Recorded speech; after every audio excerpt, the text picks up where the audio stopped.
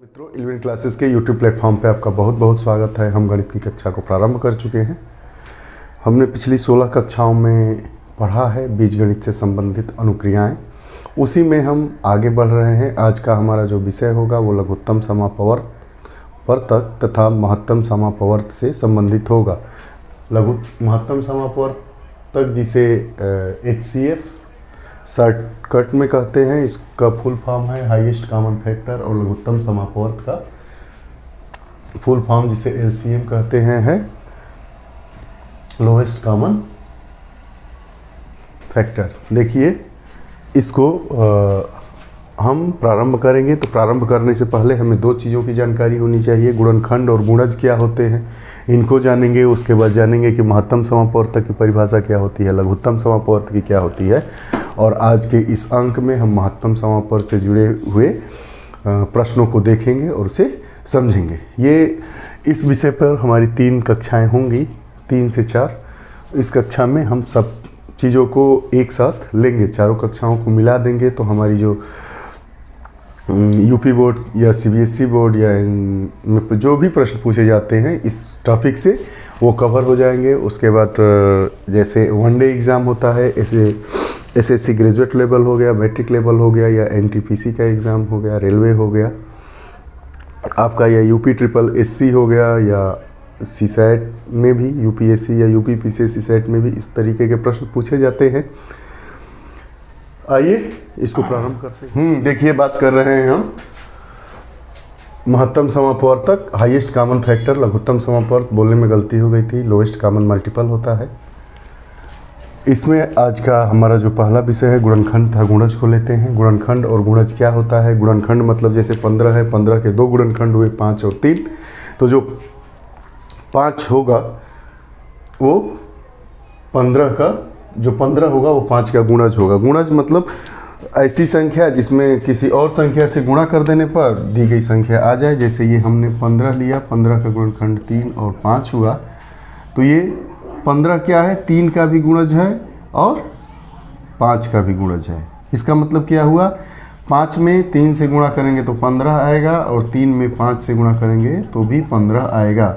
वही बात ये कह रहा है कि यदि A B को पूर्णतया विभाजित कर दे, A B को पूर्णतया विभाजित कर दीजिए। मान लीजिए B बराबर 15 हो गया और A बराबर 5। तो दिया है कि यदि A B को पूर्णतया विभाजित कर दे, विभाजित कर दिया 3 बार में, तो A को B का गुणनखंड कहते हैं।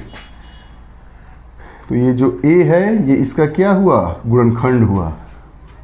तथा जो B होगा वो A का गुणज होगा। मतलब 5 में 3 से गुणा कर देंगे तो 15 आएगा। यही बात इतनी परिभाषा में दी गई है। एक बार परिभाषा पूछा था और उस पर इसी को उल्टा दे दिया था, कि जैसे दिया था कि गुणनखंड तथा गुणज में सही के सामने निशान लगाइए। तो उसमें ये दिया था कि 5 15 का गुणनखंड है, अतः 5 15 का गुणज है। तो ये गलत हो गया। इसमें ये है कि 5 15 का गुणनखंड है, अतः 15 5 का गुणज होगा। मतलब 5 में 3 से गुणा करने पर 15। गुणज मतलब उस छोटी संख्या में किसी संख्या से गुणा करने पर जो मान प्राप्त होता है उसे गुणज कहते हैं। गुणा धन, उसमें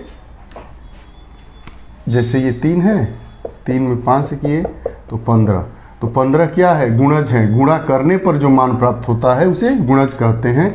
अब आइए महत्तम समापवर्तक को देखते हैं। कुछ जो सामान्य इनसे संबंधित परिभाषाएं हैं, उस फार्मूले हैं, उसको हम देखेंगे। उसके बाद धीरे धीरे एक एक करके प्रश्नों को भी सॉल्व करेंगे। आइए, हमने अभी पढ़ा गुणनखंड था गुणज के बारे में। गुणनखंड यदि A B को पूर्णतया विभाजित कर दे, विभक्त कर दे, तो A को B का गुणनखंड कहते हैं तथा B A का गुणज होता है। जैसे 5 15 का गुणनखंड है और 15 5 का गुणज है। यहाँ 15 का गुणनखंड 3 × 5 हुआ, तो 5 में 3 से गुणा करेंगे तो 15 हो गया। तो 15 किसका हुआ, 5 का भी गुणज हुआ और 3 का भी गुणज हुआ। यही बात इस परिभाषा में देकर समझाने का प्रयास किया गया है। अब आइए आगे समापवर्तक की बात की गई है। 2 या 2 से अधिक संख्याओं का महत्तम समापवर्त वह बड़ी से बड़ी संख्या होती है जो प्रत्येक दी गई संख्याओं को पूर्णतया विभक्त कर दे। जैसे 35 तथा 42 का महत्तम समापवर्तक 7 है। महत्तम समापवर्तक को मैक्सिमम कॉमन फैक्टर कहते हैं।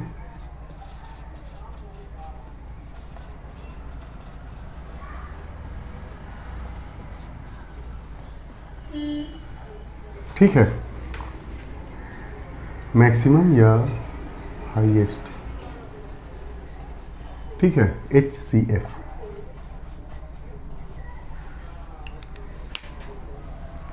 देखिए अब इसको निकालते कैसे हैं, इसको गुणनखंड कर लेंगे 35 का, तो कितने से जाएगा 5 7 बार एक।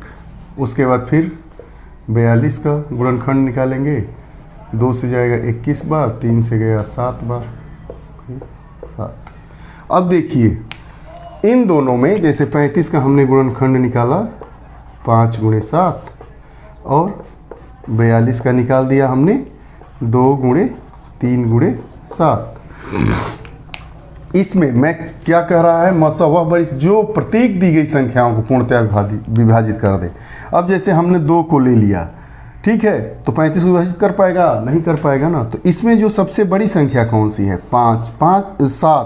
7 ऐसी बड़ी संख्या है जो 42 को भी विभक्त करेगी और 35 को भी विभक्त करेगी।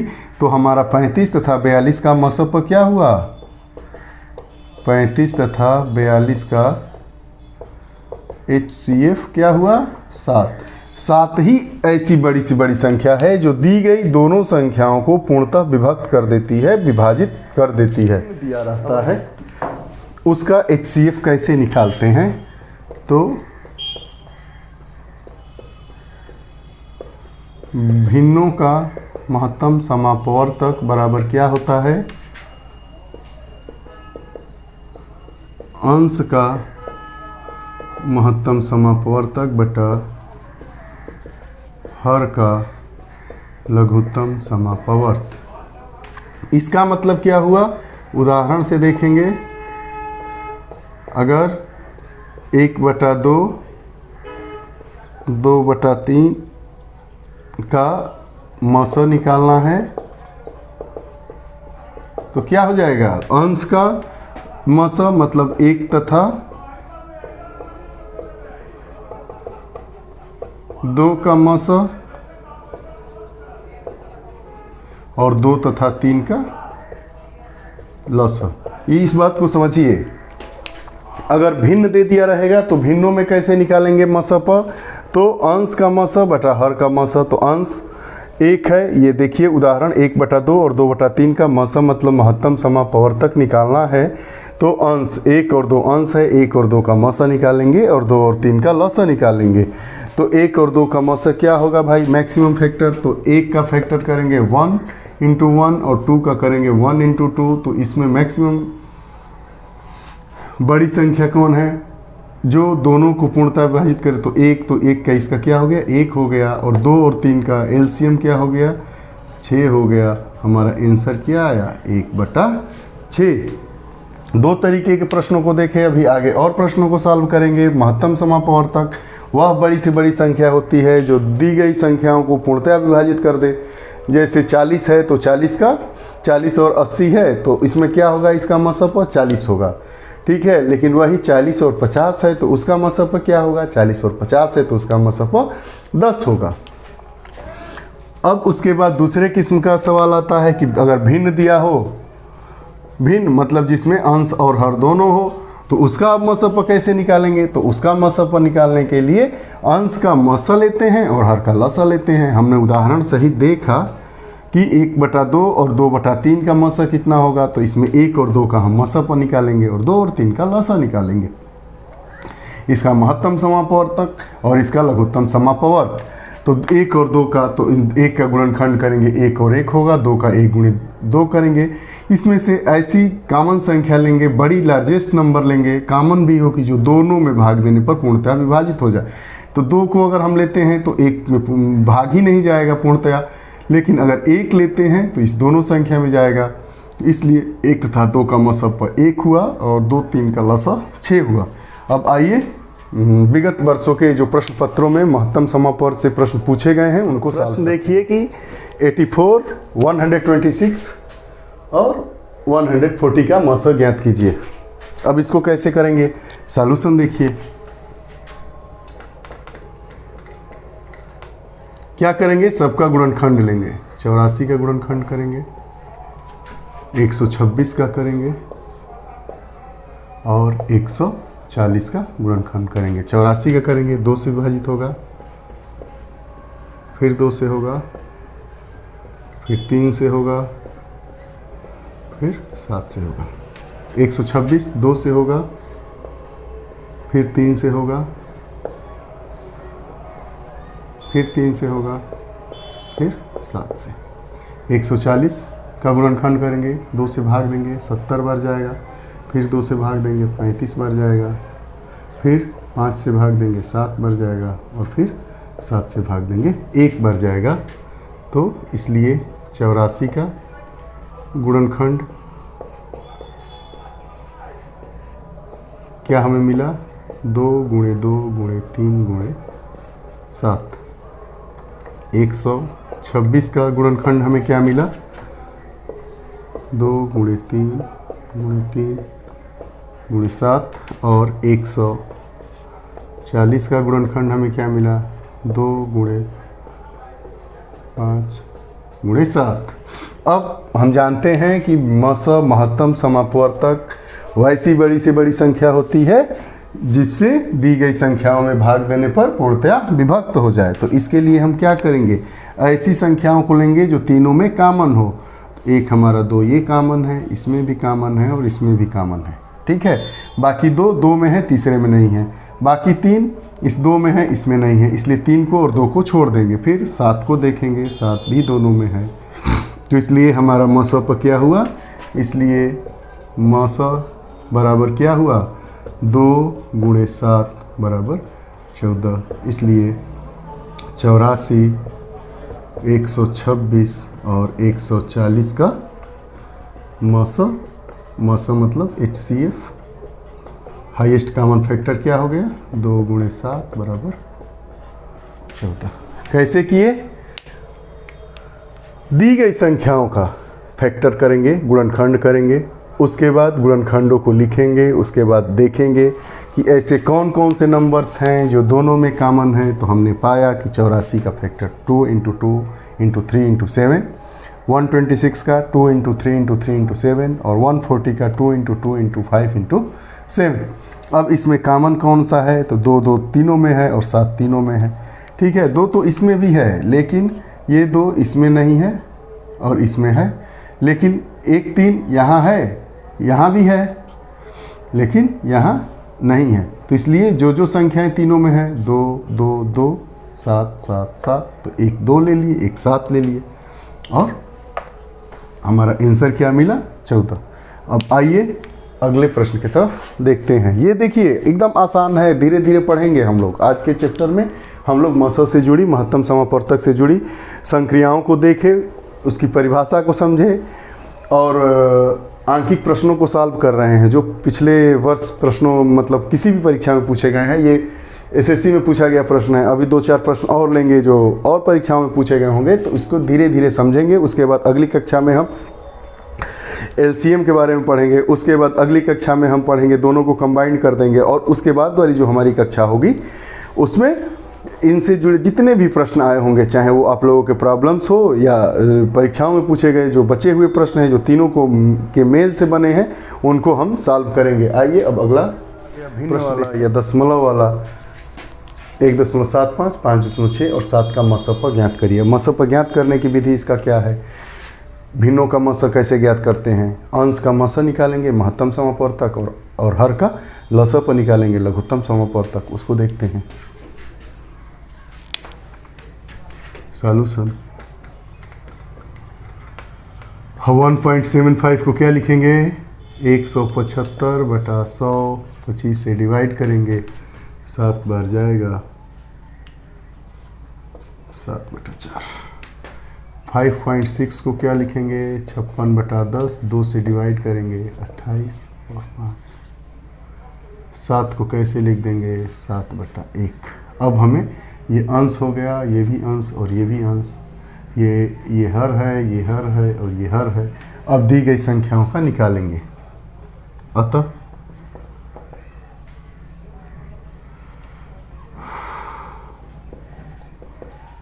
भिन्न का मस, क्या हम फार्मूला जानते हैं, बराबर क्या होता है, भिन्न का मस पर बराबर क्या होता है, अंश का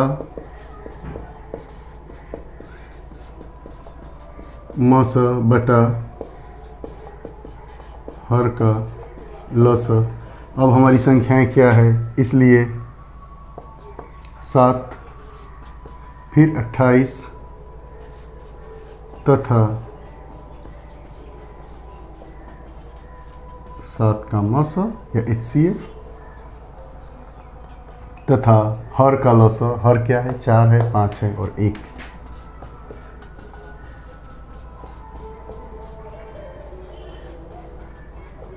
अब यहाँ आते हैं, देखिए 7, 28 और 7 का क्या होगा, 7 का गुणनखंड 1 गुणे 7, 28 का 4 गुणे 7 और ये आपका फिर 7 का 1 गुणे 7। इसमें हाईएस्ट कॉमन संख्या कौन सा है, हाईएस्ट कॉमन नंबर क्या है, 7 है। तो 7, 28 और 7 का मसा कितना हो गया, 7 हो गया और 4, 5 और 1 का लसअप 20 हो गया। तो हम इसे डिवाइड करेंगे तो हमारा बचेगा 0.35। ठीक, 20 से अगर 7 में भाग देंगे तो 0.35 होगा, या इसको हम 35/100 करेंगे। लेकिन 35/100 इसलिए नहीं लिखेंगे कि जो हमारी संख्याएं दी गई हैं वो दशमलव में दी गई है, तो इसलिए हमारा क्या हो गया 1.75, इसलिए 1.75, 5.6 तथा 7 का मस बराबर 0.35। देखिए कैसे किया गया, इसको सबसे पहले भिन्न में लाया गया। भिन्न में लाने के लिए क्या करेंगे, ये 2 अंकों तक दशमलव लगा है तो नीचे 100 से गुणा कर देंगे, 1 अंक है तो 10 से गुणा कर देंगे और कुछ नहीं है तो 1 लिख देंगे। इसको डिवाइड किए 25 से 7 बार गया, इसको डिवाइड किए 25 से 4 बार गया, इसको 2 से डिवाइड किए 28 हुआ, इसको 2 से डिवाइड किए 5 किए।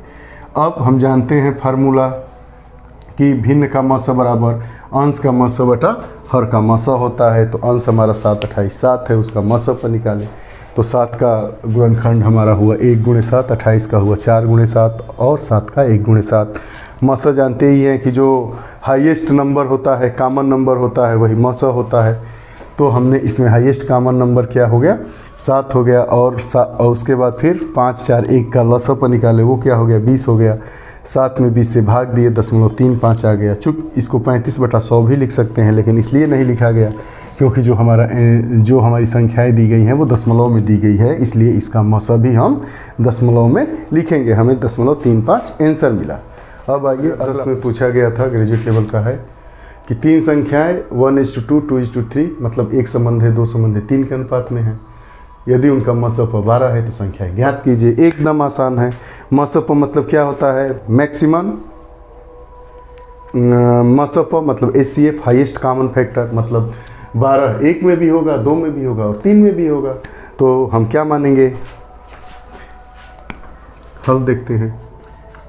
हल माना संख्याएं x, 2x तथा 3x है।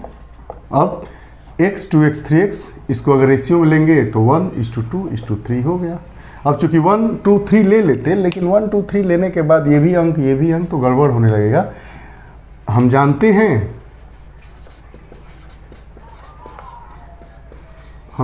हैं कि जो मसा होता है वो दी गई संख्याओं का एक गुणनखंड होता है।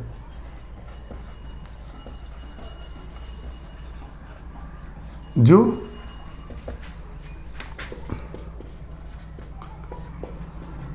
तीनों संख्याओं में होगा। इसका मतलब क्या हुआ कि ये जो 12 है हमारा मसप जो 12 दिया है वो x में भी होगा, 2x में भी होगा, 3x में भी होगा। तो इसलिए संख्याएं हमारी क्या हो गई, x बराबर 12, 2x बराबर 2 गुणे 12 24 और 3x बराबर 3 गुणे 12 36। यही हमें वैल्यू मिली। अब इसका रेशियो भी निकाल देंगे। 12, 24, 36 12 से डिवाइड होगा 1, 2, 3। हमारा आंसर क्या है, सही है। इसको करने में कुछ नहीं है, ये समझाने का एक तरीका है। इसको हमने समझा और तुरंत टिक लग जाएगा। रेशियो दिया है और एक कॉमन हाईएस्ट कॉमन फैक्टर 12 है, जो 1 में भी होगा, 2 में भी होगा, 3 में भी होगा। इसको x माना, इसको 2x माना, इसको 3x माना, गुणा कर दिए, इजली आंसर आपके सामने है। आज की कक्षा में इतना ही पढ़ेंगे। फिर अगली कक्षा में हम जो आप लोगों द्वारा पूछे गए प्रश्न होंगे उसको पढ़ेंगे, एलसीएम को पढ़ेंगे। उसके बाद एलसीएम और एचसीएफ बराबर क्या होता है। उसके बाद अगर 2 संख्याएं दी गई हो, एलसीएम दिया गया हो, तो उसका एचसीएफ कैसे निकालेंगे। अगर एचसीएफ और 2 संख्याएं दी गई हो तो उसका एलसीएम कैसे निकालेंगे, भिन्न का एलसीएम कैसे निकालेंगे। उसके बाद जो मिश्रित प्रश्न होते हैं उनको भी देखेंगे। आज की कक्षा आप लोगों को कैसी लगी ज़रूर कमेंट बॉक्स में बताइएगा, अपने विचार दीजिएगा। आप लोग और लोगों को जोड़िए, आप लोग हमारे साथ ऐसे ही बने रहिए।